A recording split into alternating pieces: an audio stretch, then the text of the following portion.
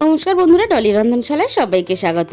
আজকে তোমাদের সাথে শেয়ার করব সবুজ ফুলকপি বা ব্রোকলির একটা দারুণ নিরামিষ রেসিপি। আর ব্রোকলি এইভাবে রান্না করলে ছোট থেকে বড় সবাই পছন্দ করবে। আর ব্রোকলি কিন্তু ভীষণ উপকারী একটা সবজি। সমস্ত ব্রোকলি আমি এখানে কেটে রেডি করে নেওয়ার পরে দেখো আমি এখানে ব্রোকলির যে ডাঁটাটা থাকে সেটাও কিন্তু আমি এখানে নিয়ে নেব। ব্রোকলির কোনো কিছু কিন্তু ফেলা যায় না। ডাটার পুরো অংশটা ছাড়িয়ে নিয়ে এইভাবে লম্বা লম্বা করে আমি কেটে নিলাম। তাহলে আজকে রেসিপিটা দেখে নেওয়া যাক। এখানে আমি একটা বাটির মধ্যে 2 চামচ পরিমাণ টক দই প্রথমে নিলাম, দিয়ে দিলাম হাফ চামচের একটু বেশি হলুদ গুঁড়ো, আর দিয়ে দিলাম 1 চামচ পরিমাণ ঝাল লঙ্কার গুঁড়ো, আর দিয়ে দিলাম এখানে 1 চামচ পরিমাণ ধনে গুঁড়ো, আর দিয়ে দিলাম 1 চামচ পরিমাণ জিরে গুঁড়ো, আর দিয়ে দিলাম কালারের জন্য হাফ চামচের একটু কম কাশ্মীরি লঙ্কার গুঁড়ো, আর দিয়ে দিলাম হাফ চামচের মতন গরম মশলার গুঁড়ো। এখানে সমস্ত মশলা একসাথে খুব ভালোভাবে আমি মিশিয়ে নেব। মশলাটা একটু ঘন হয়ে যাচ্ছে, তাই আমি সামান্য পরিমাণ জল দিয়ে খুব সুন্দর করে মশলাটা রেডি করে নিলাম। আর রান্নার জন্য কড়াইয়ের মধ্যে আমি প্রয়োজন মতন সাদা তেল খুব ভালোভাবে গরম করে নিয়ে দিয়ে দিলাম স্বাদ মতো লবণ, আর আগে থেকে কেটে রাখা পনির এখানে আমি ব্যবহার করলাম। পনিরটা একটু হালকা লালচে করে আমি ভেজে নেব। পনিরটা আমার ভাজা রেডি হয়ে গেছে, আমি এবার তুলে নেব তেলে থেকে। তোমরা চাইলে কিন্তু পনিরে ব্যবহার করতেও পারো, নাও করতে পারো। এরপর ওই একই তেলের মধ্যে আগে থেকে কেটে রাখা মাঝারি সাইজের একটা আলু এখানে আমি দিয়ে দিলাম। এবার আমি আলুর মধ্যে স্বাদ মতো লবণ দিয়ে আলুটাকে লালচে করে একটু ভেজে নেব। আলুটাকে একটু নাড়াচাড়া করে লালচে করে ভেজে নেওয়ার পরে আমি যে ব্রকলির ডাঁটাটা কেটে রেখেছিলাম সেটাও আলুর সাথে আমি এইভাবে ভেজে নেব।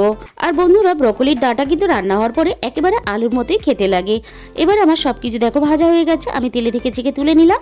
এবার ওই একই তেলের মধ্যে আমি কেটে রাখা ব্রকলিগুলো ভেজে নেব। এখানে কিন্তু এখন লবণ ব্যবহার করব না, লবণ ব্যবহার করলে কিন্তু ব্রকলিটা অনেকটা নরম হয়ে যাবে। এবারে আমি 2 মিনিটের মতো ঢাকা দিয়ে ব্রকলিটা একটু নরম করে নেব। ফুলকপির মতন কিন্তু ব্রকলি ভাপিয়ে রান্না করার কোনো প্রয়োজন নেই। তরকারির মধ্যে যে লবণটা আমি ব্যবহার করব সেই লবণেই কিন্তু ব্রকলির স্বাদটা চলে আসবে। আমি নামিয়ে নেব। এরপর দেখো আরও কড়াইয়ের মধ্যে অল্প পরিমাণ প্রয়োজন মতো তেল দিয়ে আমি ফোড়নে দিয়ে দিলাম অল্প একটু গোটা জিরা, আর দিয়ে দিলাম 2টো শুকনো লঙ্কা। ফোড়নের শুকনো লঙ্কার গন্ধটা এই তরকারিতে ভীষণই ভালো লাগে। ফোড়নটা আমি একটু ভেজে নিয়ে আগে থেকে রেডি করা মশলাটা আমি এখানে দিয়ে দিলাম। এরপর দিয়ে দিলাম মতো চিনি, যেহেতু আমি টক দইটা ব্যবহার করেছি তাই স্বাদের ব্যালেন্সের জন্য চিনিটা ব্যবহার করলাম। আর দিয়ে দিলাম অল্প একটু মটরশুঁটি। এবার খুব ভালোভাবে মশলাটা কষিয়ে নেব। আর এখানে আমি দিয়ে দিলাম মশলার বাটি ধোয়া অল্প একটু জল। খুব ভালোভাবে আমি মশলাটা কষিয়ে নেওয়ার পরে স্বাদ মতো লবণ এখানে দিয়ে দিলাম, আর সাথে দিয়ে দিলাম ভেজে রাখা আলু আর ব্রকলির ডাঁটাটাও। এবার আলুর সাথে মশলাটা খুব ভালোভাবে কষিয়ে নিয়ে আমি এখানে প্রয়োজন মতো জল দিয়ে ঢাকা দিয়ে আলুগুলো সিদ্ধ হতে দেব। এদিকে আলুটা সিদ্ধ হতে থাক, একটা মশলা বানিয়ে নেব। এর জন্য মিক্সিং জারের মধ্যে আমি দিয়ে দিলাম এখানে 2 চামচ পরিমাণ চারমগজ আর 1 চামচ পরিমাণ পোস্ত দিয়ে খুব ভালোভাবে পেস্ট করে নিয়ে আমি এখানে 1 মুঠো ধনেপাতা দিয়ে খুব সুন্দর করে একসাথে পেস্ট বানিয়ে নিলাম। এবার ঢাকা খুলে দেখে নেব আলুগুলো সিদ্ধ হয়েছে কিনা। এখানে আলুগুলো 80% সিদ্ধ হয়ে গেছে। এই সময় আমি ভেজে রাখা ব্রকলিগুলো দিয়ে দিলাম। আগে থেকে ব্রকলি দিলে কিন্তু এখানে অনেকটাই নরম হয়ে যেত। আর দিয়ে দিলাম এখানে ভেজে রাখা পনিরটা। পনির আর ব্রকলি আমি এখানে একসাথে মিনিট 5 ফোটাবো, এর থেকে বেশি আমি ঝোলের সাথে ফোটাবো না, তাহলে ব্রকলি অনেকটাই নরম হয়ে যাবে। সবকিছু খুব ভালোভাবে সিদ্ধ হয়ে যাওয়ার পরে আমি যে মশলাটা বানালাম চারমগজ পোস্ত আর ধনেপাতা দিয়ে সেটা এখানে দিয়ে মিনিট 2 মতন আমি এখানে ফুটতে দেবো।